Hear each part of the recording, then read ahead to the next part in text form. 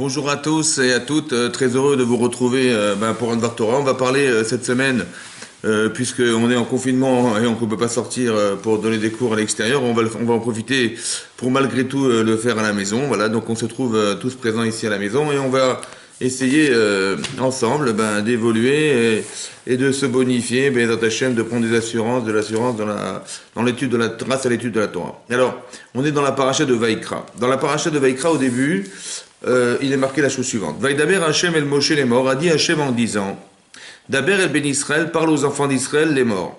Nefesh ki techeta. Donc une personne qui techeta lorsqu'elle aura fauté, Bishgaga par inadvertance. Vous savez qu'il y a deux styles de comportement qu'on peut avoir vis-à-vis de la faute. Et il y a la personne qui va fauter par inadvertance, ça veut dire soit par méconnaissance, elle ne se connaît pas, elle ne connaît pas la loi, elle ne connaît pas la lacha, soit elle va fauter par Bishgaga, ça veut dire qu'elle ne savait même pas le contexte. Par exemple, on peut fauter pendant Shabbat par inadvertance de deux manières. Soit on ne savait pas qu'il était interdit de porter le Shabbat, on ne savait pas qu'il était interdit de faire fonctionner la lumière.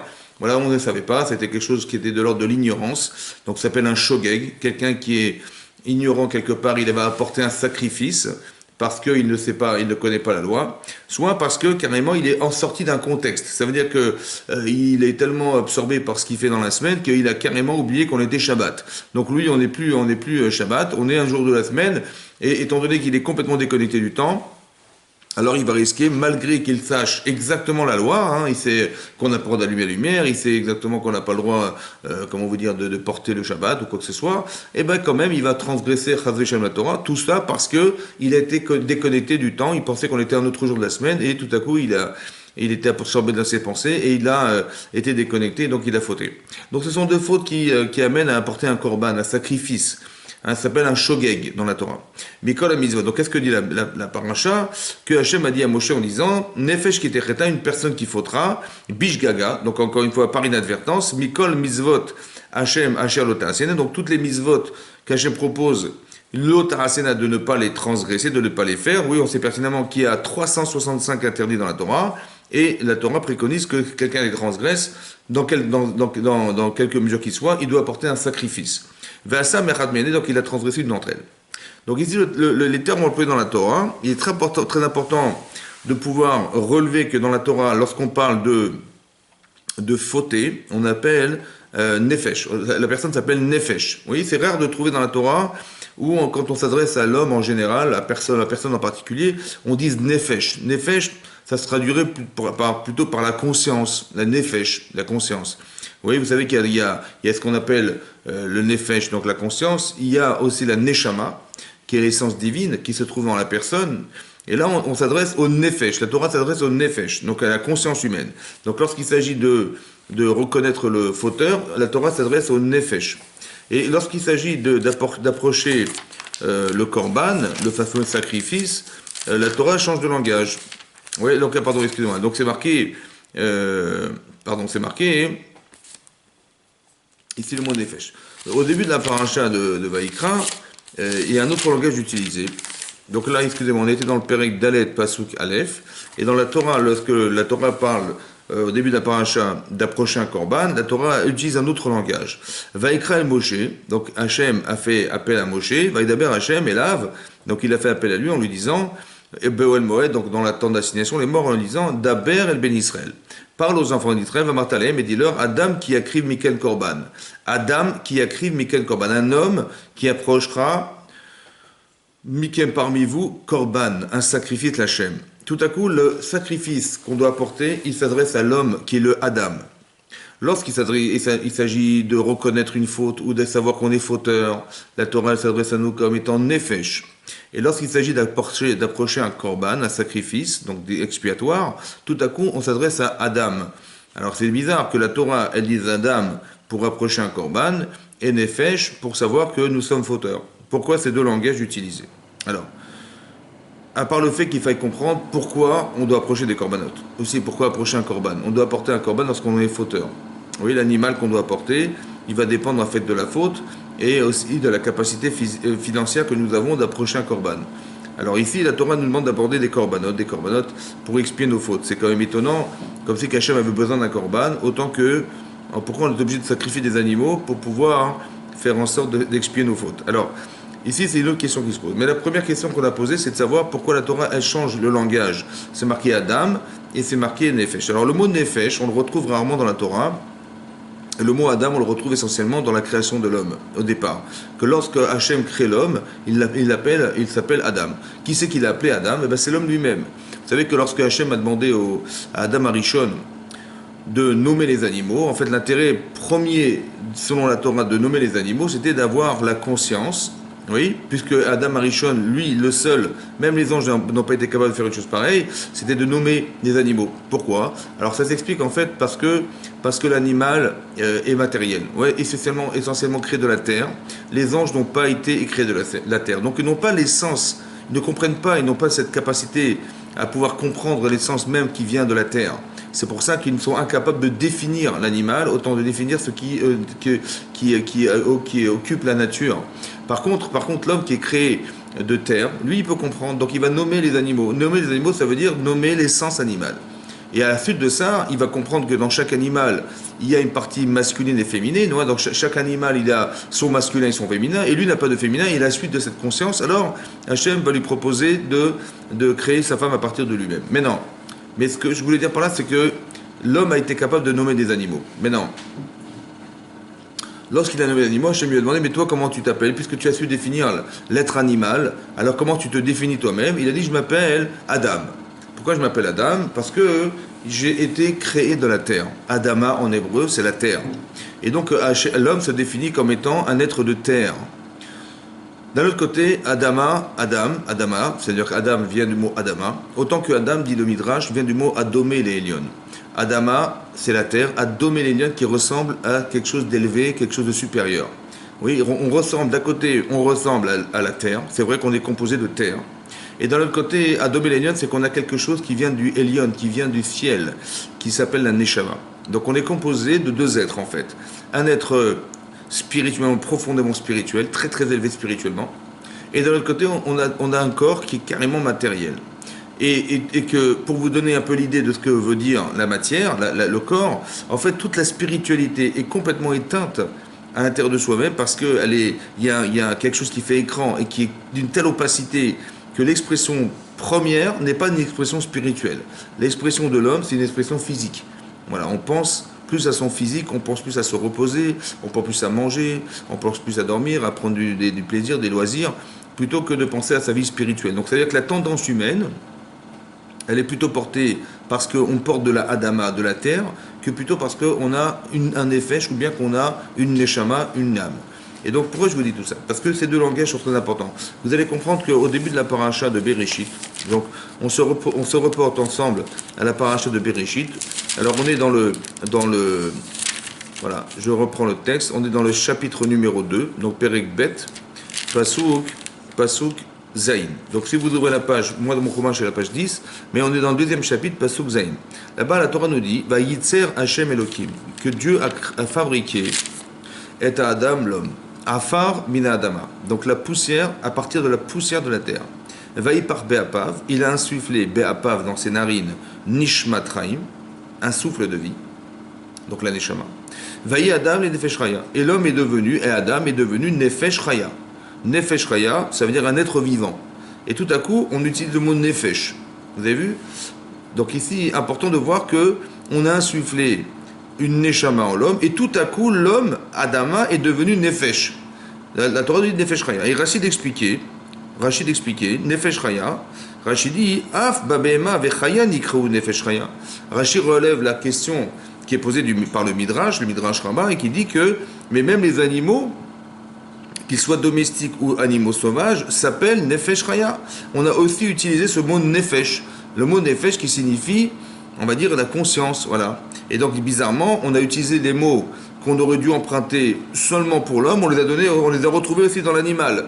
Comme si qu'il y avait un souci, comment on pouvait imaginer qu'un homme puisse à la fois être appelé Nefesh et que l'animal soit aussi appelé Nefesh, Nefesh Raya. Alors, Rachid expliquait, non, Arzo shel Adam chayesh bakulan.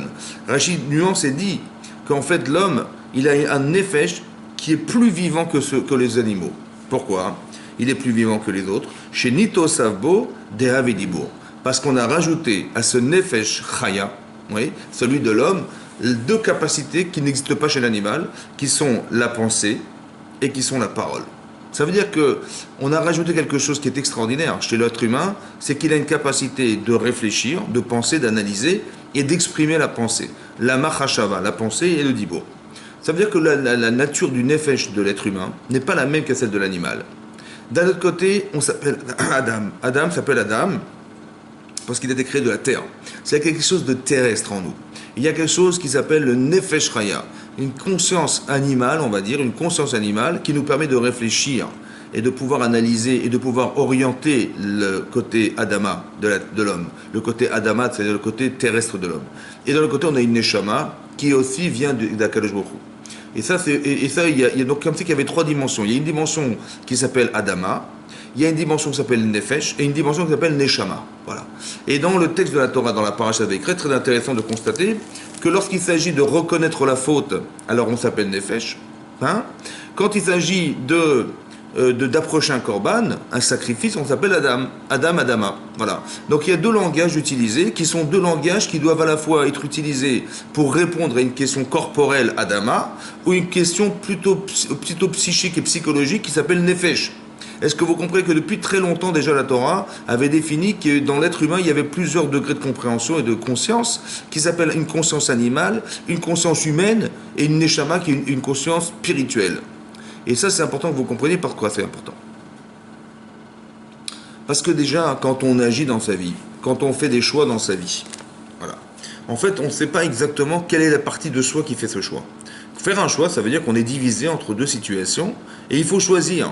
Est-ce que je pratique les mitzvot? Est-ce que je pratique pas les mitzvot? Est-ce que je me lève ce matin? Est-ce que je vais au travail? Et de quelle manière je vais travailler? Etc. etc. On se pose toujours des problèmes. Mais en fait, vous allez comprendre que si vous vous débarrassez de votre corps, si vous n'aviez pas de corps, vous n'avez pas cette fameuse Adama ou Nefesh Raya, c'est très facile de faire des choix. Si le matin, il faut se lever à 5h du matin pour aller faire la prière, on va se lever, il n'y a pas de problème, puisqu'il n'y a rien qui nous retient. Seulement, 5h du matin, c'est très tôt. 5h du matin, c'est un horaire où on s'oblige à faire un effort. Mais l'effort en vérité, mais quel est le problème? Si tu n'avais qu'une neshama, si tu avais qu'une conscience humaine, tu n'auras pas de problème. Seulement, le corps, il pèse. Voilà, c'est le corps. Vous avez compris, le gouffre, le korban, il va falloir approcher quelque chose qui est dehors du korban, c'est-à-dire de sacrifice de soi. Et ça, c'est très important. Vous comprenez que, comme si que ça venait répondre à quelque chose qui était dehors du corporel. C'est le corps qui est dérangé. C'est le corps qui a un souci, une conscience corporelle qui s'appelle Adam, et qui lui-même est en difficulté par rapport à ce qu'on exige de lui, parce qu'il n'est pas du tout spirituel.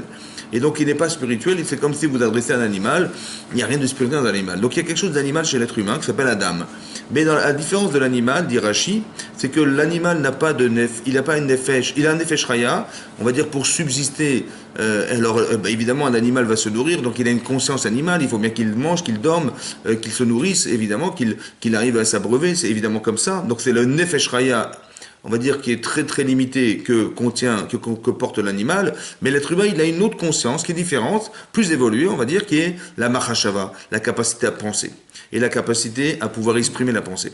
Comme c'est qu'on devait s'adresser à soi de deux manières, soit de façon spirituelle, soit de façon physique. Il faut comprendre que quand vous parlez, quand vous réfléchissez, vous vous adressez à deux éléments qui sont en vous et qui sont le produit de vos choix. C'est celui d'avoir décidé de faire une mitzvah, quelque chose de positif, une bonne action, du chesed, de la bonté, de l'empathie, de s'occuper des gens, d'avoir une nécessité d'ouvrir sa vie au monde et pouvoir faire que le monde soit meilleur demain. Donc ce sont des aspérités spirituelles qui sont très très fortes et qui donnent envie de faire réagir son corps. Autant l'inverse, on peut être très ingrat, on peut être très égoïste, on peut penser qu'à soi-même, on peut avoir des réflexions qui ne sont portées que le centre, le noyau de sa vie, c'est soi-même, et peu importe les autres. Et ça, ça fait partie du côté Adama. On est quelque part dans une forme de cruauté interne qui fait qu'on ne s'occupe que de soi et jamais des autres. D'accord? Donc ça veut dire qu'on peut être un animal sauvage, très violent, intelligent, autant qu'on peut être l'inverse, quelqu'un qui est très docile et qui va mettre au service des autres sa partie corporelle. Maintenant, la Torah nous parle ici de choses autre chose. On nous dit, quand une personne faute, en fait, voilà. Vous savez qu'il y a des lois dans la Torah, il y a 613 mitzvot. Parmi les 613 mitzvot, il y a des mitzvot qui sont positives et des mitzvot qui sont négatives. D'accord? Il y a des mitzvot positives, qui sont au nombre de 248 et des mitzvot négatives qui sont au nombre de 365. Il y a plus de on va dire, de probabilité de se tromper dans sa vie, puisqu'il y a 305 avérotes, c'est-à-dire des capacités à fauter, et autant qu'il y a 248 mitzvot, des valeurs positives qu'on peut développer et pouvoir y accéder. De quelle manière? Il faut penser et il faut agir.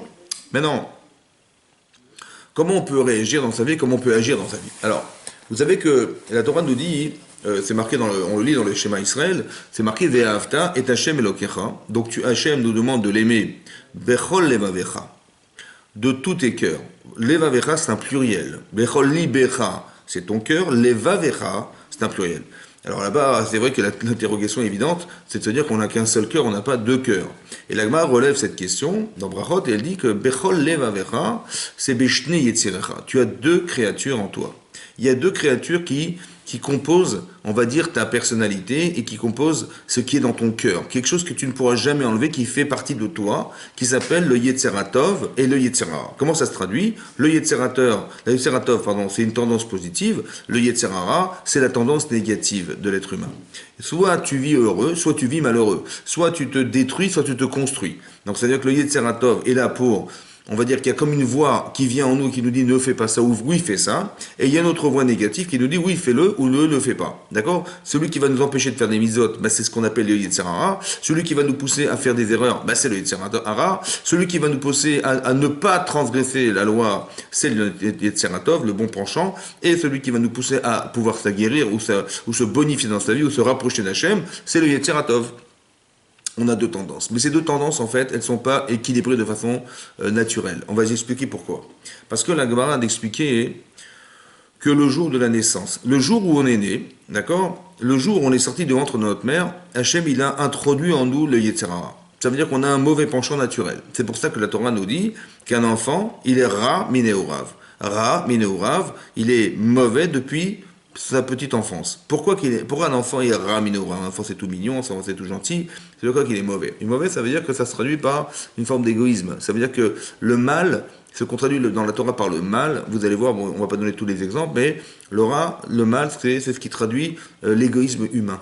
Ça veut dire qu'on ne pense qu'à soi. Un bébé, il ne pense qu'à lui. Il va râler parce qu'il a faim, il va râler parce qu'il veut qu'on le nettoie, Donc il est d'un côté, il n'a pas le choix que de réclamer l'aide de ses parents, mais il est rare dans le sens où il ne sait pas partager, il ne sait pas donner de soi. Il ne sait que récupérer et attendre des autres quelque chose. C'est important que vous compreniez que ça s'appelle Yetzer Hara. Vous voyez que l'égoïsme, c'est l'expression de ce que je désire pour moi-même. Le Yetzeratov, c'est d'avoir l'intelligence philosophique de penser que la Torah me demande de partager ma vie, d'exister avec les autres, de partager ma vie avec Hachem, de faire en sorte qu'un jour je retrouve Akadosh Baruch Hu dans ma vie. Et ça se passe qu'à travers les mitzvot. Donc qu'est-ce qu'il faut faire pour arriver à nourrir ces deux notions? Alors évidemment, naturellement, la Torah nous dit que depuis qu'on est petit, on a déjà nourri le mal en soi. D'accord? Parce qu'on est égoïste depuis qu'on est petit. À partir de quand on va récupérer son Yetzeratov, une neshama, une partie de soi qui est positive et qui nous pousse à contrecarrer cette partie négative de soi, c'est à l'âge de la bar mitzvah. Ça veut dire qu'à l'âge où on devient adulte, soit pour une fille à 12 ans, soit pour un garçon à 13 ans. À partir de ce moment-là, on a quelque part une conscience qui nous amène à vouloir réfléchir et se sentir contredit par soi-même et de se dire tiens, j'aurais bien voulu changer ma vie, j'aurais bien voulu participer. On devient des adultes, des gens responsables de soi, et là on devient adulte. Et donc la Torah nous explique qu'il y a le Yetzeratov et il y a le Yetzerara. Donc quand on fait un choix dans sa vie, on est toujours dans ce fameux dilemme, quoi choisir et qui choisir. Mais est-ce qu'il est possible de choisir le Yetzeratov si on n'en a pas? Quand je dis on n'en a pas, ça veut dire qu'on a une conscience positive, mais qui n'est nourrie de rien du tout. Ça va? Donc ni on a une éducation qui nous pousse à penser que, ni on a des vertus, ni on a de la morale, ni on étudie la Torah pour savoir quelles sont les mitzvot à faire, on n'a aucune connaissance. Alors là, on peut tomber dans le shogeg, le shogeg dont la Torah nous parle, c'est-à-dire que quelqu'un il peut faire des erreurs dans sa vie parce qu'il ne sait pas. Ou bien un shogeg parce qu'il n'avait pas la conscience de l'événement. Vous avez compris? Maintenant, qu'est-ce qui nous pousse à croire qu'on peut faire des erreurs par accident? Oui, parce on est quelque part pas là. On est là en agissant, mais pas forcément là dans la conscience de ce que nous faisons. Vous voyez, comme si que mon cerveau n'était pas là. Voilà, j'ai fait quelque chose, j'ai cru qu'on était dimanche, et j'ai allumé la lumière Shabbat, Razé Shalom, et j'ai cru qu'on était dimanche. Je dis pas rien, oui, mais c'est mon esprit qui m'a trompé. Je connais la halakha, évidemment, je sais qu'on n'a pas le droit d'utiliser la lumière le Shabbat, évidemment, je le sais, comme dans n'importe quelle faute qu'on aurait pu, transgresser, on est au courant de ce qui est interdit de faire, mais malheureusement, on avait oublié. Ou bien malheureusement, on a été poussé parce que ce qu'on avait désiré, qui était faux, en fait, était plus fort que soi, et on a été victime de son désir, de ses pulsions, et on n'a pas pu se retenir, et donc on est tombé dans cette faute. Mais ce que je veux dire par là, c'est que vous avez compris que tout s'articule dans ces deux domaines. C'est-à-dire qu'on a quelque part un Yetzeratov qui nous pousse à agir de façon positive, qui nous amène au regret, qui nous amène au contraire à se dire mais tiens, la vie est positive, la vie est belle, il faut en profiter, il faut accéder à cette faculté à penser de cette manière. Et on a un Yetzera qui veut nous angoisser, un Yetzera qui veut nous pousser, à fauter, à nous détruire, à nourrir chez nous cette faculté à être égoïste, à penser qu'à soi. Et ces deux tendances, en fait, on les porte en soi. Mais c'est le côté, on va dire, le côté Adama. Donc le Yetzerara, il va s'adresser à la partie Adama de l'homme, et le Yetzeratov va s'adresser au Nefesh. Il va s'adresser à, quand c'est qu'elle allait parler à quelqu'un qui est en nous, qui a une conscience, puisqu'on pense, on parle. Il y a quelque chose comme ça, qu'il y avait un dédoublement au niveau de la réalité de l'être humain, qui est à la fois, il y a un côté Adama, il y a un côté animal chez l'homme, il y a un côté penseur. Mais même dans le côté animal, il faut comprendre qu'on peut dresser un animal, parce qu'on va s'adresser à lui de façon intelligente. Mais il faut savoir que le discours que vous avez avec un animal n'est pas le discours d'un humain. Donc le discours qu'on va avoir avec son corps n'a rien à voir avec ce que vous croyez, qui est la grande philosophie, la grande pensée. Bien qu'on doit être des penseurs. Alors c'est ça le problème. Comment on va réussir à articuler les deux? D'un côté, on nous demande de réfléchir, on nous demande d'analyser, on nous demande d'approfondir des sujets. Mais on sait bien que le corps ne comprend rien à tout ça. Il est carrément à l'opposé de cette façon de faculté à penser.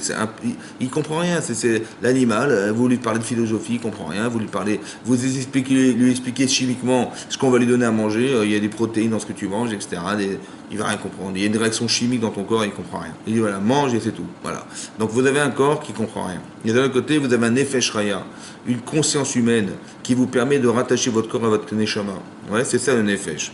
Et donc c'est important qu'on s'adresse au Nefesh. La Torah dit le Korban, c'est pas le Nefesh qui l'apporte. C'est la Adama, le Adam qui l'apporte. C'est lui qui approche le Korban. Comme ça venait répondre à quelque chose qui est de l'ordre de l'animal. Tu amènes un Korban, un animal. Ça te parle l'animal, voilà, ça te parle. Alors il faut sacrifier un animal.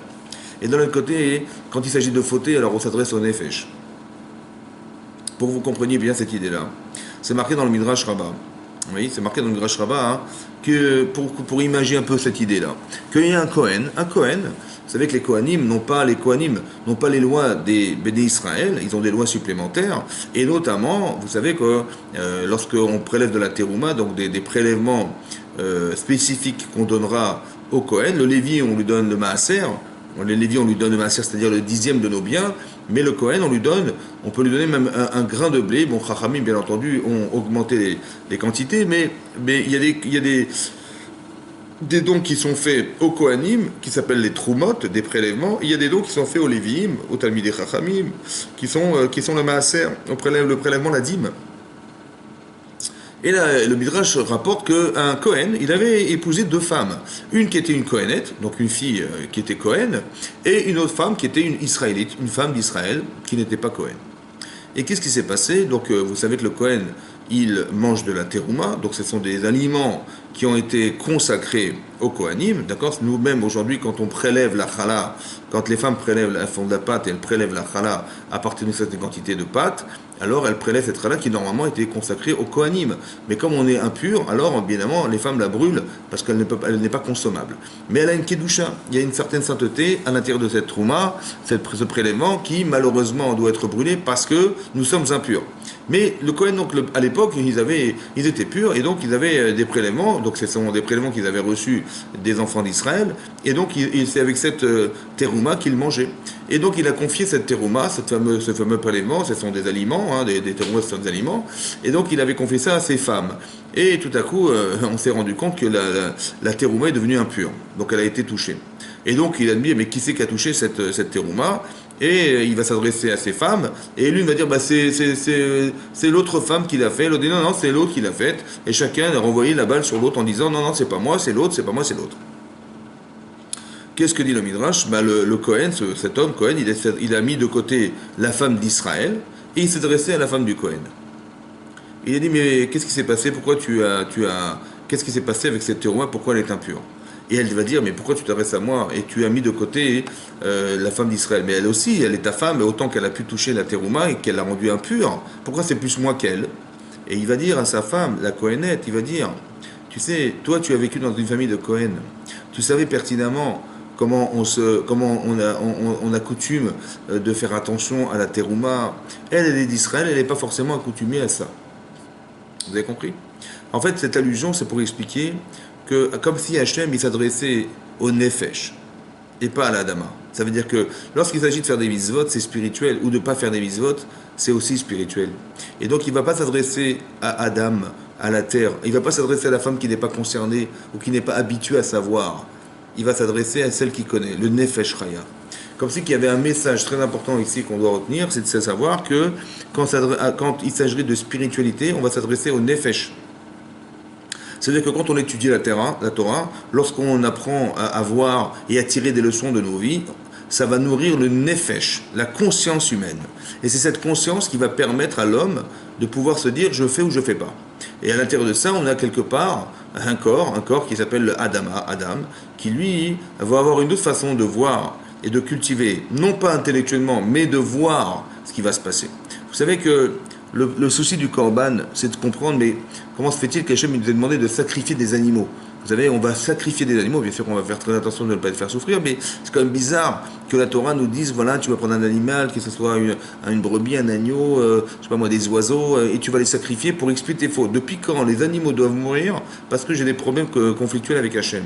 C'est quand même bizarre. Ouais, depuis quand on utilise les animaux? Alors, évidemment, la réponse qu'on connaît, celle du Ramban, c'est d'expliquer que quelque part, quand on va prendre l'animal, vous savez, on va sacrifier la partie animale qui est en l'homme. C'est-à-dire que, à travers l'image qu'on renvoie de sacrifier un animal, quelque part, on doit comprendre une chose très importante, c'est que si ça va permettre de bonifier la personne et de faire teshuva et de se rendre compte que finalement, ma partie animale, elle a échoué, ouais, et je vais montrer à cette partie animale qui est en moi, ce côté Adam qui a créé Mikem Korban, c'est lui, cet Adam qui va approcher le Korban, qu'il a eu tort d'agir de la sorte, alors il va voir que l'animal finalement c'est lui. L'animal, on va prendre sa graisse, on va prendre ses entrailles, on va prendre en fait tout ce qui est l'objet de sa pulsion, parce que la graisse c'est le résultat de ce que j'ai trop mangé, les entrailles c'est ce qui m'a poussé à manger, à vouloir avoir envie d'eux, vous comprenez ça? Et donc on va sacrifier ces parties de son corps, le corps de l'animal, et de se dire mais c'est à cause de cela que j'ai fauté. Et donc qu'est-ce que je fais? En fait j'ai un discours d'une simplicité incroyable, enfantine à la limite, qui va montrer à mon corps, qui va faire ressentir que voilà j'ai eu tort, quelque part j'ai eu tort de me confier à cela. Et quelque part, ça c'est ce que je vois. En fait, c'est ce que je vois. Donc, quand on voit le sacrifice, on est horrifié devant un sacrifice parce qu'on dit, voilà, on voit tout ce qui est fait sur l'animal, on le dépêche, on lui enlève ses entrailles, on lui brûle ses graisses, on lui brûle ses entrailles. Et ça, ça paraît horrible. Mais en fait, c'est un discours qui fait peur. C'est un discours où on se dit, mais si ça avait été nous, vous imaginez, on aurait été obligé de mourir de cette manière, ça aurait été horrible. On prend le sang, on le jette sur le misbéach, etc. Donc, ce sont des choses qui sont, c'est une forme de terreur en fait qu'on organise pour permettre au corps d'avoir la mémoire de ce qu'elle a vu et de se dire la prochaine fois j'arrêterai. D'accord? C'est-à-dire que tant que je n'ai pas vu, tant que je n'ai pas entendu, tant que je n'ai pas ressenti quelque chose, cet animal qui est en moi, ouais, il ne ressent pas. Ouais. Ça veut dire qu'il y a un discours animal, il y a un discours intellectuel. Ça va? C'est très important que vous compreniez les deux parce qu'il faut rejoindre les deux. Qu'on ait des penseurs, oui, mais mon corps n'a pas envie de penser.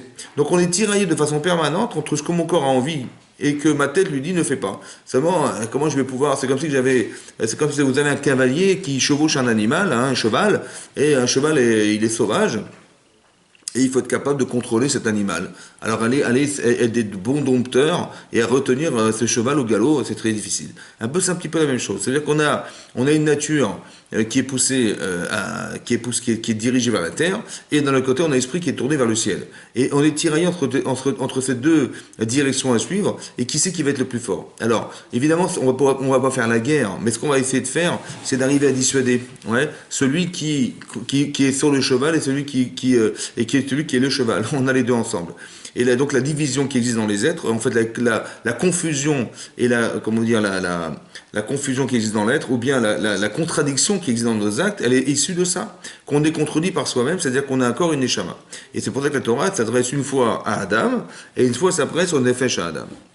Comment ça se traduit dans la vie de tous les jours? Alors c'est important que vous compreniez ça parce que c'est comme ça que ça doit se comprendre aussi à travers l'étude de la Torah. Parce que dans la Torah, on trouve des éléments qui nous permettent de bien comprendre que depuis très longtemps déjà, ce message avait été mentionné dans la Torah. Un exemple. Vous avez Lot, oui, qui est à la fois le beau-frère de Abraham Avinu, oui, et qui est le neveu d'Abraham Avinu, puisque Lot était le frère de Sarah, qui était la femme d'Abraham. Et qu'est-ce qui se passe? Donc, malheureusement, Abraham perd son frère, et donc il va prendre à charge son enfant. Et donc Lot va le suivre. Quand Hachem dit à Abraham, Lech lecha, pars pour toi vers un pays que je te montrerai, Lot va le suivre. Lot, son neveu et son beau-frère va le suivre, et ils vont partir ensemble. La différence entre Abraham et Lot, pour vous donner un exemple, c'est comme ça. Voilà, c'est marqué dans la Torah que Hachem a dit à Abraham, Lech lecha, mertzecha, donc pars pour toi de ton pays, mimolatecha, de l'endroit où tu es né, ou mi batavicha, de la maison de tes parents, vers un pays que je te montrerai. Voilà ce que dit la Torah, et voilà comment Hachem s'adresse à Abraham Avinu. Maintenant, évidemment, les commentaires relèvent la question de savoir, d'abord, lech lecha. Est-ce que c'est comme ça qu'on s'adresse aux gens? Pars pour toi. On dit pars vers un pays que je te montrerai. C'est quoi pars pour toi? Voilà, pars pour toi. Et à part ça, il faut comprendre que sur le plan géographique, le déplacement d'Abraham, c'est d'abord de quitter, évidemment de quitter la maison de ses parents, c'est ça. Ensuite, de quitter l'endroit où il est né, puisqu'il habite dans l'endroit où il est né, et après de quitter son pays. C'est comme ça qu'on aurait dû normalement suivre la chronologie du déplacement d'Abraham. Or, c'est marqué l'inverse. C'est marqué, tu vas quitter d'abord, il est marqué de ton pays, donc l'inverse, quitte ton pays, quitte la maison de tes parents et quitte l'endroit où tu es. C'est bizarre. On n'a pas suivi l'ordre chronologique de ce qu'on aurait pu imaginer être le déplacement d'Abraham. Alors vous avez bien compris que la Torah ne s'intéresse pas au déplacement d'Abraham. Évidemment, la Torah ne parle pas de savoir comment Abraham, il a quitté son pays, il vivait à Haran et il est parti en Eretz Israël. Bon, en fait, ce qui nous intéresse, c'est de comprendre la chose suivante. La difficulté psychologique à quitter l'endroit où on est né. Ça veut dire que quoi? Que d'abord, la chose la plus simple, je pense, c'est quand on va quitter quelque part un endroit, la plus simple, c'est de quitter son pays. C'est-à-dire que quitter sa culture, c'est quitter son langage, quitter tout ce qui concerne le pays dans lequel vous habitez.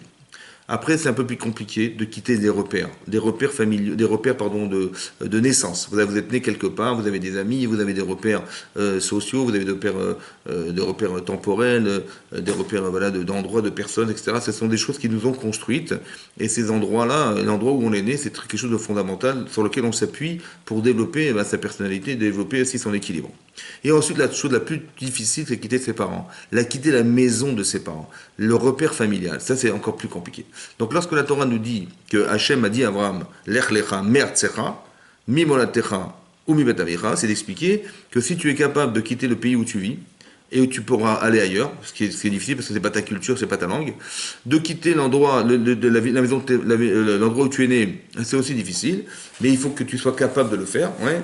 Mais de trouver des solutions ailleurs, lorsque tu sais que tu quittes l'endroit où tu es né, et de quitter l'endroit de tes parents, c'est aussi très très compliqué. Et donc, quand Hachem dit à Abraham de quitter son endroit, c'est d'arriver, en fait, entre guillemets, à trouver des solutions à la problématique un jour que, lorsque Abraham sera ailleurs, ne pas regretter là où il est né, d'où il est parti, et la maison de ses parents. C'est très important qu'on ait des solutions à tous ces traumatismes avant de partir.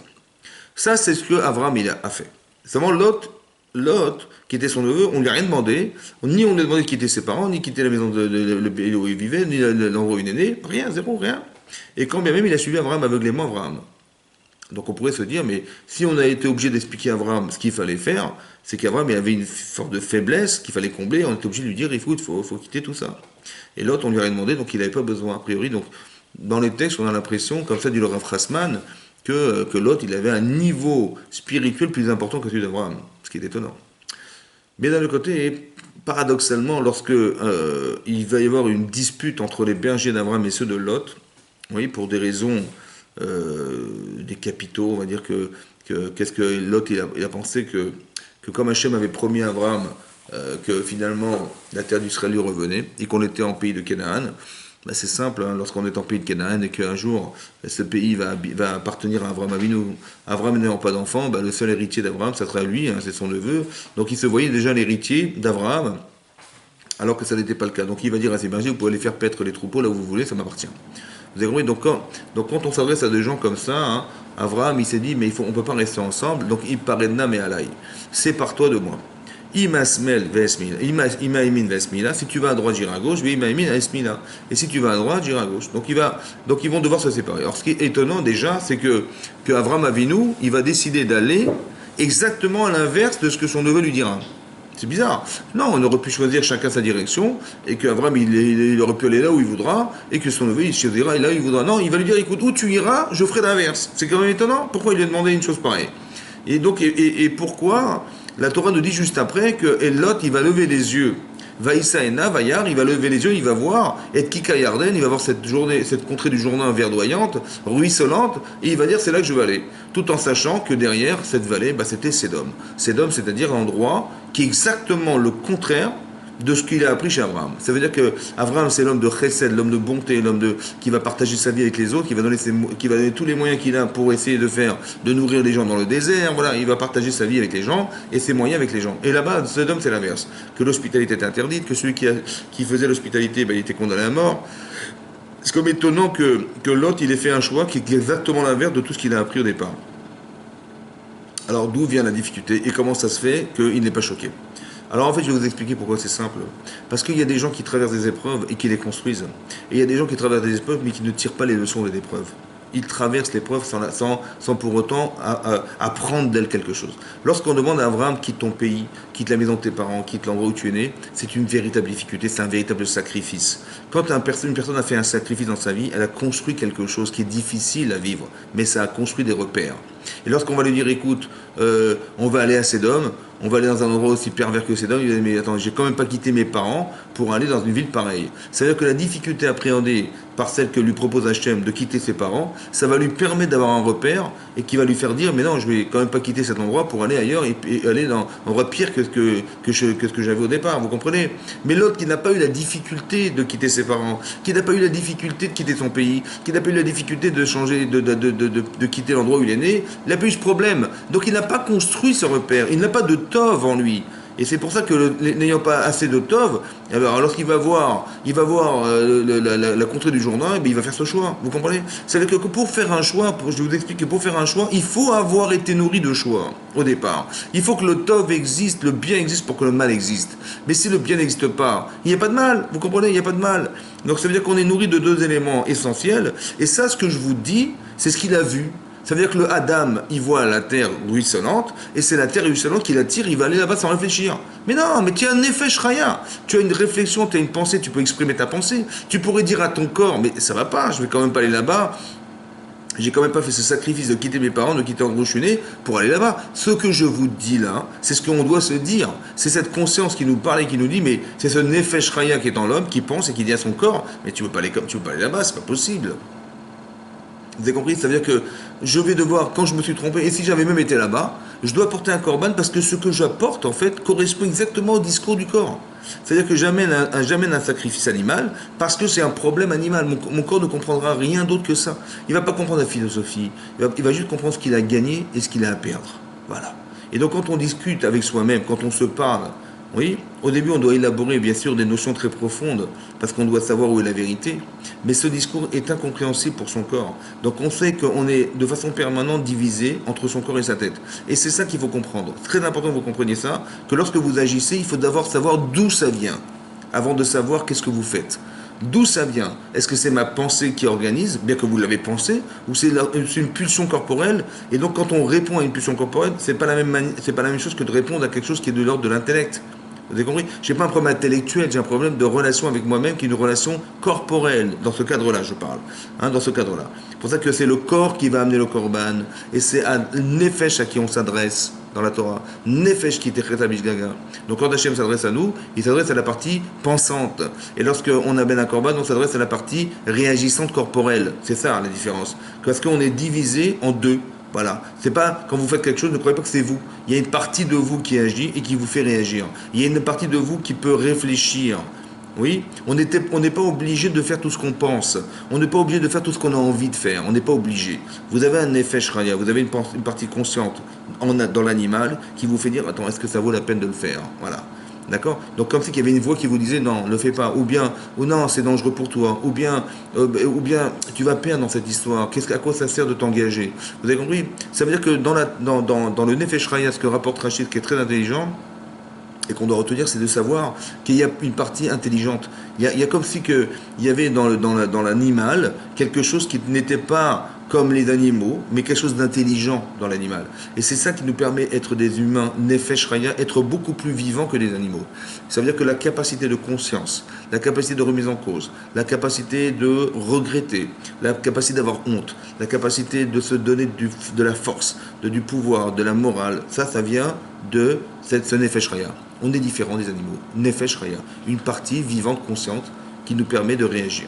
Et donc c'est ça que dit la Torah ici. Vous voyez, des exemples, donc j'en ai d'autres exemples, vous allez voir quelque chose qui est vraiment paradoxal et qui est beaucoup plus profond que ce que je viens de vous dire, c'est la chose suivante. Quand les Bnei Israël dans la paracha de Shelach Lecha, hein, oui, lorsqu'il a fallu en fait envoyer des Meraglim. Vous savez, lorsqu'on est arrivé à la frontière d'Eretz Israël, de la terre d'Israël, Hachem avait demandé qu'on puisse rentrer en Israël pour pouvoir conquérir cet endroit et pouvoir y accéder, et pouvoir y habiter.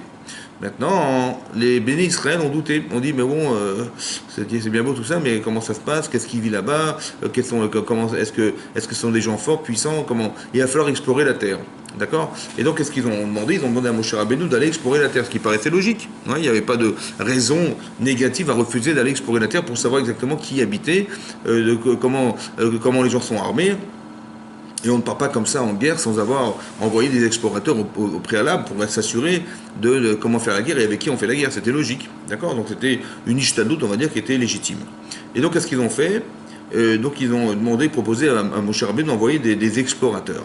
Mais qu'est-ce qu'on a fait? Qu'est-ce que Hachem a dit? Ben, si tu veux envoyer des explorateurs, ok. Donc Hachem a accepté le désir de Moshe Rabbeinu. Il dit Shelach lecha, envoie pour toi des hommes. Voilà, envoie pour toi des hommes. Et qu'est-ce qui va se passer? On va choisir des tzadikim, bien entendu. Donc on va choisir parmi les 12 tribus un seul homme par tribu. Je ne sais pas si vous vous rendez compte, on a filtré tous les millions de personnes qui s'y trouvaient, des milliers de personnes, des centaines de milliers de personnes, et on a pris un homme par tribu, un seul homme. Donc c'était le tzaddik de la tribu, le juste de la tribu, le tamid racham de la tribu. Voilà, il avait toutes les qualités possibles pour pouvoir être des gens objectifs et qui allaient partir explorer la terre. On a pris les meilleurs et qui allaient revenir et nous faire un compte rendu de ce qui se passait là-bas.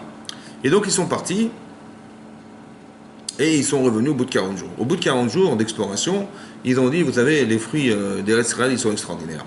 Ils ont apporté une grappe à bout de bras, ils étaient 10 à la portée, vous imaginez une grappe de raisin à 10. Ouais, elle pesait quelques tonnes.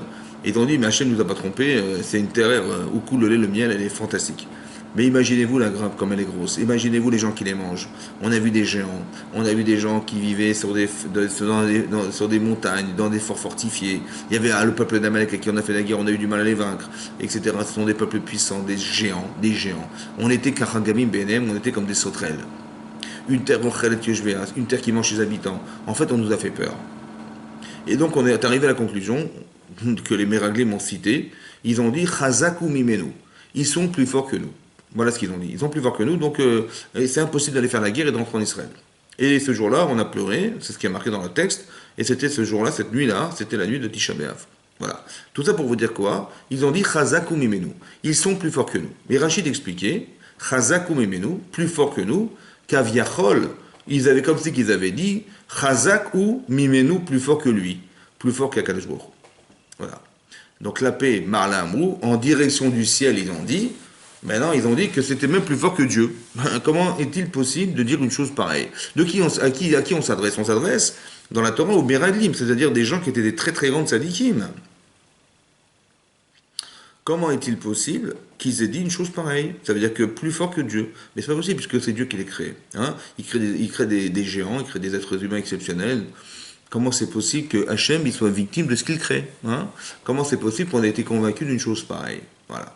Ça, c'est la question que je vous pose. Donc, qu'est-ce que ça veut dire lorsqu'ils ont dit Chazak Umemenu, que Rachid traduit, c'est ce que la Gemara a dit, Chazak Umemenu, Kaviachol, comme si qu'ils avaient dit Chazak Umemenu, plus fort que lui, clapé par là un mot, plus fort que, en direction de Hachem, plus fort que Hachem. Bon.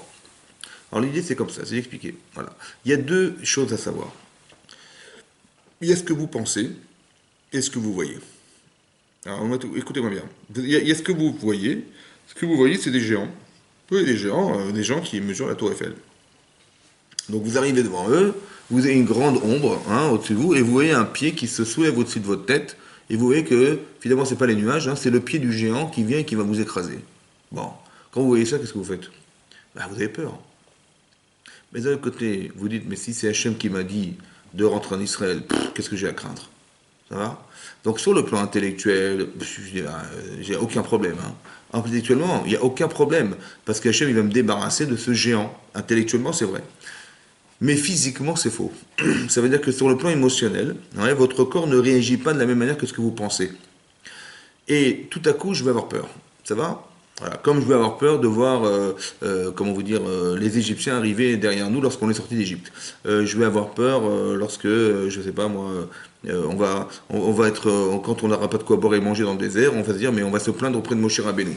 Vous avez compris? Mais ce langage, c'est pas un langage spirituel. Parce que d'un côté, on dit, mais comment c'est possible? On va se poser la question, on va se dire, mais comment c'est possible que des gens pareils, qui ont vécu les 10 plaies d'Égypte, qui ont vécu la sortie d'Égypte, qui ont vécu l'ouverture de la mer Rouge, qui ont vécu la guerre contre Amalek, tous ces miracles extraordinaires, ils peuvent se plaindre encore et se dire mais on n'a pas de quoi manger, on n'a pas de quoi. Vous avez compris? Ce discours, en vérité, il faut comprendre qu'il fait partie de la contradiction de ce que nous sommes. Vous avez une Neshama et vous avez un Adam, l'Adama.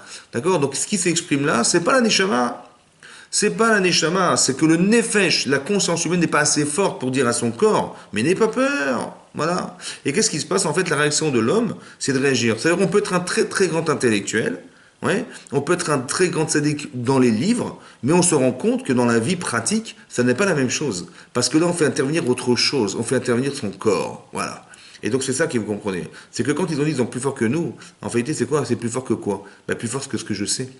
Je sais qu'Hachem existe, mais la peur que j'ai de confronter ce genre d'être, je n'ai pas le courage, je n'ai pas la capacité physique à me confronter à ce que je vois. C'est pour ça que j'ai peur. Maintenant, qu'est-ce qu'il faut se dire? Il faut que maintenant tu réfléchisses et te dises, mais puisque mon corps a peur, donc il faut que je me sauve. Ou bien je vais dire à mon corps, écoute, attends, j'ai quand même une conscience, j'ai quand même une connaissance, j'ai quand même le souvenir de ce qui s'est passé, et donc j'utilise mon effet Shraya, c'est-à-dire ma conscience humaine qui est en plus de l'animal, c'est-à-dire d'être capable d'analyser, de penser, et de dire à mon corps, n'aie pas peur, t'as rien à craindre, il va rien se passer. Il va me dire, mais c'est pas possible, il faut qu'on soit capable d'avoir les arguments qui vont dissuader le corps. C'est ça que je vous explique. C'est que le Nefesh Raya, c'est la partie animale de l'homme. Ça va? Il y a une partie animale, mais qui est consciente et qui est intelligente. Cette partie intelligente, elle doit pouvoir dissuader son corps de faire ce qu'elle pense. D'accord? Et c'est ça qui est important, que vous compreniez ça. C'est ça, pour ça que dans la Torah, il est marqué que c'est le Adam qui apporte le Korban, et c'est le Nefesh à qui on s'adresse, Hachem s'adresse. Voilà. Et ça, c'est important qu'il s'est adressé à nous. Comment il s'est adressé à nous, Hachem? À travers la Torah, évidemment. Que quand vous étudiez la Torah, vous nourrissez en vous cette conscience qui fait partie de votre Nefesh et qui vous permet de parler à votre corps en lui disant mais tu vas perdre si tu vas pas écouter Hachem. Tu vas perdre de croire que tu vas être battu par des géants. C'est vrai. Et la confrontation entre le physique et la pensée est tellement énorme que le physique peut l'emporter, malheureusement, et c'est ça qui va se passer. Donc qu'est-ce que je dois faire? Je dois avoir des fois des miracles dans ma vie. Je dois voir, par exemple, je vais voir que la mer va s'ouvrir pour que mon corps il soit convaincu que j'aurais dû avoir l'assurance de me dire, mais Hachem est avec moi. Et ce discours-là, il n'est pas dans les livres, il est dans la réalité. Vous comprenez? C'est-à-dire qu'il faut être capable de pouvoir vivre des événements pour pouvoir avoir l'assurance de ce que je vais réussir à faire avec. Mais cette assurance, elle vient nourrir, elle vient répondre à mon corps. Elle vient pas répondre à ma tête. Moi, ma tête, elle est claire. J'ai étudié la Torah, je suis un grand sadique, j'ai pas de problème. Seulement quand on me dit, ben, tout à coup, il faut se battre contre des géants, tout à coup, j'ai peur. Voilà, qu'est-ce qui se passe? J'ai peur. Mais c'est qui a peur en moi? C'est parce que je sais qu'il y a peur. C'est ce que je vois est tellement fort que j'ai carrément oublié qu'Hachem existait.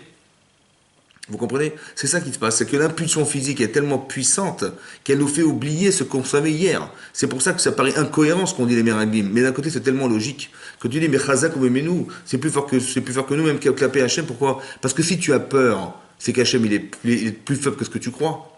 Évidemment, parce que si tu as peur, c'est que tu te dis, mais Hachem, comment il va nous aider, il pourra pas nous aider. C'est ça, comme si qu'ils avaient dit, c'est plus fort qu'Hachem. C'est pas qu'ils l'ont dit, Rezvé Shalom, évidemment, c'est comme si. Ça veut dire que quand tu penses, quand tu as peur de ce que tu vois, au détriment de ce que tu sais, parce que tu sais qu'Hachem, il est plus fort que tout, et ben ça veut dire que tu penses qu'Hachem, il est pas assez fort. C'est ça que ça veut dire. Comme si qu'ils avaient dit, c'est plus fort qu'Hachem. Ça veut dire que si tu as peur, c'est que ce que tu sais n'est pas assez fort pour contrecarrer ce que tu vois.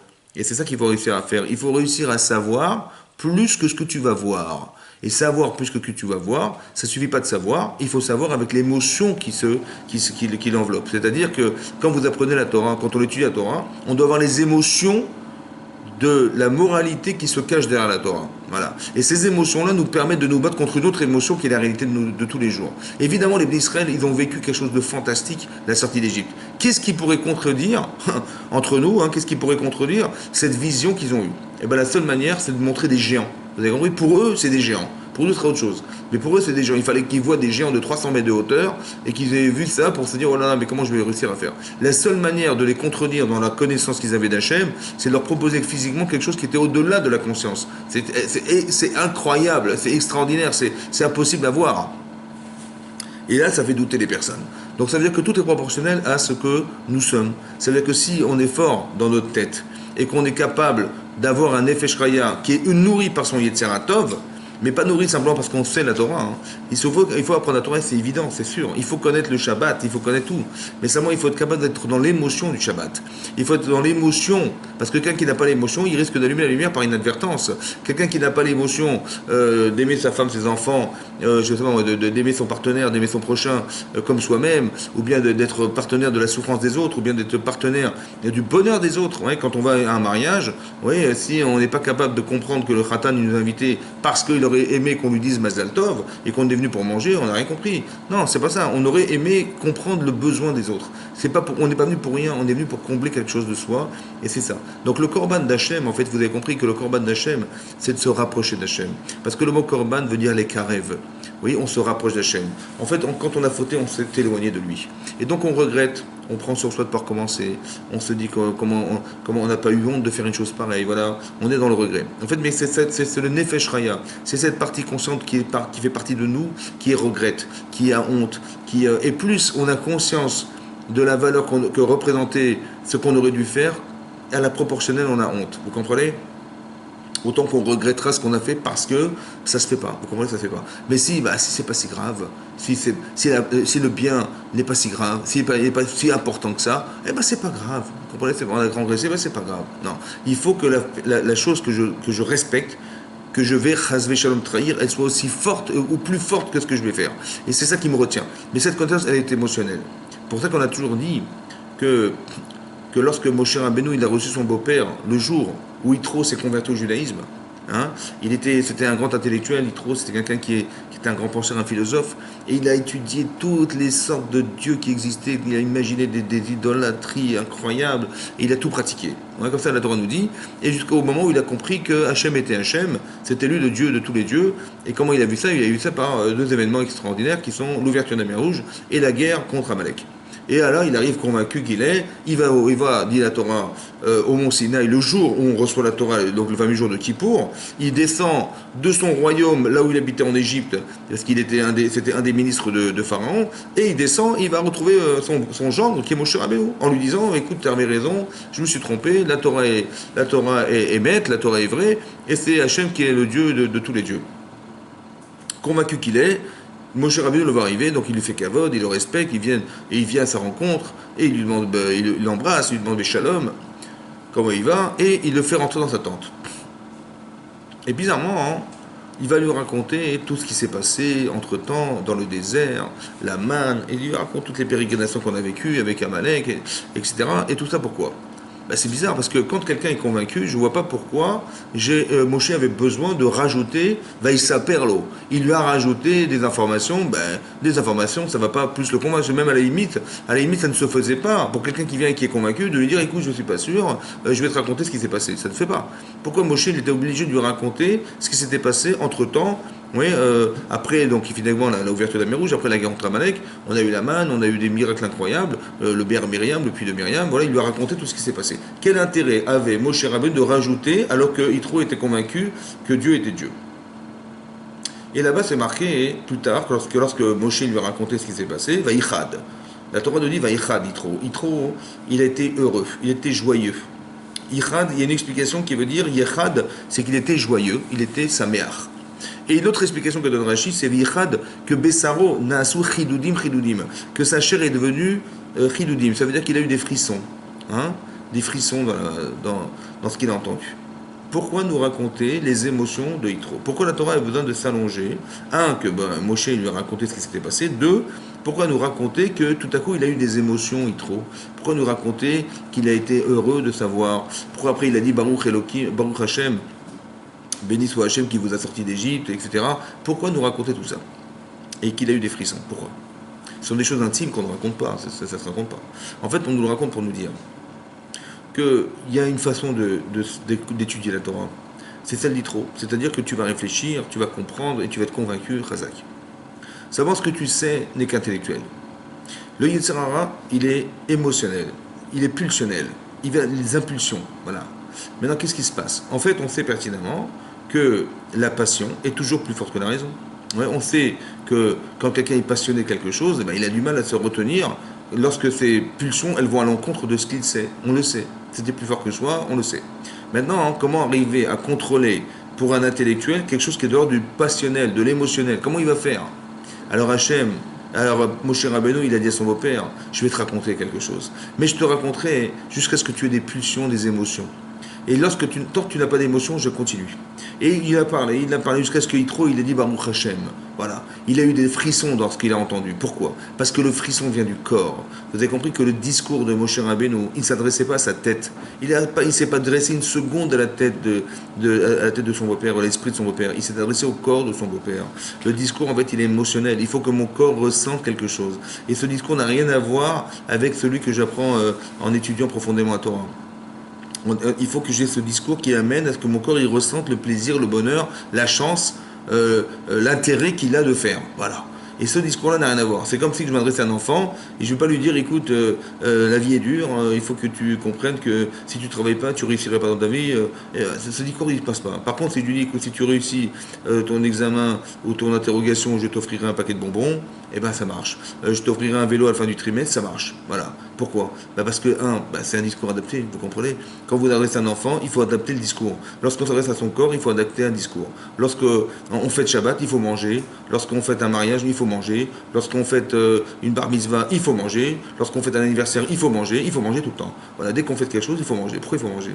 Pourquoi il faut manger? Ouais. Il faut manger parce que ce que tu manges correspond à ce que tu penses. Et plus la pensée est grande, plus l'événement est profond, plus l'événement est essentiel. Quand tu fêtes un mariage, c'est le plus beau jour de ta vie, mais qui est l'essentiel de ton existence, parce qu'à un moment donné, toute ta vie de célibataire, elle t'a permis de te construire, mais dans le but d'arriver à un jour te marier, et ta vie, elle va démarrer à ce moment-là. Ta vraie vie démarre à ce moment-là. Ta vraie vie. Et c'est pour ça que ça se fête. Donc pour que ton corps y comprenne, c'est très très très important pour toi, tu vas faire un grand festin qui va te coûter 50 000 euros. Ça va? Mais quand tu vas fêter un anniversaire, ça va te coûter un gâteau.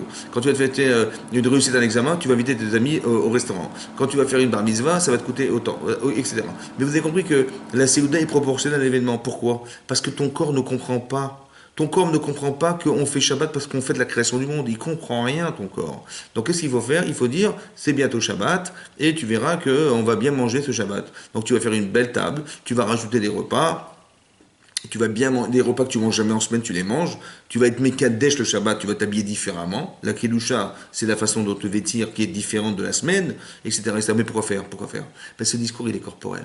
Parce que si quelqu'un, quand on arrive le vendredi à la maison et qu'on est vendredi soir, on ne dit pas « Ah, Baruch Hashem, c'est Shabbat, c'est la création du monde. » Non, c'est pas ça qu'on dit. Non. On dit « C'est Shabbat, on va un peu se reposer. » Voilà, heureusement qu'il y a un moment donné où on s'arrête de travailler. Vous avez compris? Mais ce discours, il n'est pas spirituel. Et c'est pas ça le Shabbat. Simplement, vous comprenez que c'est le discours du corps. Il faut que mon corps, il ait envie de faire Shabbat. Et comment il va faire Shabbat? Eh bien, il va faire Shabbat parce que on va se reposer, parce qu'on mange différemment. Voilà, c'est pour ça que mon corps va faire Shabbat. Ma tête, elle va pas faire Shabbat pour la même raison. Elle va faire Shabbat parce que je respecte Hachem. Je fête ce jour qui est la finalité de la création du monde. Ma tête pense quelque chose que mon corps ne comprend pas. Mais il faut que mon corps adhère. Parce que si demain mon corps n'adhère pas, et comment je vais faire Shabbat? Il va me dire, mais non, pour moi, les travaux interdits, ça me fatigue, j'ai pas envie de les faire. Donc il faut qu'il ait envie de faire ce qui le contraint. Vous comprenez? Donc qu'est-ce que je fais? Il faut que je trouve du plaisir ailleurs. Donc on va faire des repas, on va bien manger, on va changer, on va chanter, on va boire du vin, etc. Et donc les choses, elles vont être un plaisir qui correspond à un plaisir spirituel, mais qui en vérité se transforme de façon matérielle pour que la personne, le corps, le Adama, le Adam, il va comprendre. Vous avez compris? C'est ça que je voulais vous dire. Donc, il y a deux langages, il faut bien distinguer les langages. Il faut répondre à chaque fois à ce que vous avez besoin d'entendre. Si quelque part j'ai un problème corporel, ne me répondez pas intellectuel. Si j'ai un problème intellectuel, ne me répondez pas corporel. Il faut répondre exactement quand c'est corporel, corporel. Quand c'est intellectuel, intellectuel. Vous avez compris? C'est ça qui est important. Quand on apporte un korban, c'est pas le nefesh qui l'apporte, c'est le Adam, Adama. Et lorsque je m'adresse à la personne pour lui faire comprendre qu'il doit apporter un korban, je m'adresse au nefesh. Je lui dis, tu sais, il fallait pas faire comme ça, tu étais shogeg, et tu aurais pu avoir plus de conscience, etc. Donc je nourris intellectuellement sa pensée. C'est pour ça que la Torah, elle est importante, extrêmement importante à ce niveau-là. Et que lorsque j'ai la conscience de ce que je dois faire, et la connaissance, je vais essayer de formuler ça de façon différente pour que mon corps le comprenne. Voilà. Et c'est comme ça qu'on arrive à la simcha. C'est comme ça qu'on arrive à l'équilibre. C'est comme ça qu'on arrive à ne pas se contredire. C'est comme ça qu'on arrive à avoir du plaisir. C'est comme ça qu'on arrive à se sentir contredit par ses actes. Voilà. Parce que le bien existe et le mal existe. Et quand je suis contredit par ce que je fais, eh ben je suis désolé et je suis embêté et j'essaie de me faire pardonner. Voilà. Voilà. Et donc c'était ça l'idée. Voilà l'idée du texte du Corban, d'apporter quelque chose en sacrifice, non pas parce qu'Hachem en a besoin, mais parce qu'essentiellement nous on en a besoin. Et lorsqu'Hachem il verra qu'on aura changé notre façon de se comporter, notre façon de penser, alors c'est ça le Reach Nichoach, le fameux parfum agréable que Hachem il ressent, c'est pas le Corban lui-même parce qu'il n'en a pas besoin, mais c'est la résultante de ce qu'on a approché à Hachem qui est important, mais ça se passe comme ça. Malheureusement, on ne peut pas l'expliquer autrement que c'est une loi irrationnelle, comme ça le Ramban explique, que c'est une loi irrationnelle qu'on doit apporter un korban. Mais on peut l'expliquer d'une certaine manière pour que ça puisse se comprendre et comprendre, bien sûr, que tout ce qu'on dit, ce ne sont pas les raisons qui justifient fondamentalement les choses, mais on doit les comprendre parce qu'elles ont un sens. Et voilà. Donc c'est ça le sacrifice du korban. Et que Hachem nous aide, d'Hachem, dans ces moments difficiles, de se rapprocher d'Hachem et de faire en sorte qu'on puisse, d'une manière ou d'une autre, amener sa forme de sacrifice qui est personnel. On est confiné, on est enfermé, donc plus de convivialité, plus de partage avec sa famille, ses enfants, voilà, on est enfermé, donc on essaie d'être équilibré dans l'espace dans lequel on vit. Voilà, et ben je vous souhaite une bonne semaine, on se retrouve très bientôt, Amen. Chazak Balour, au revoir.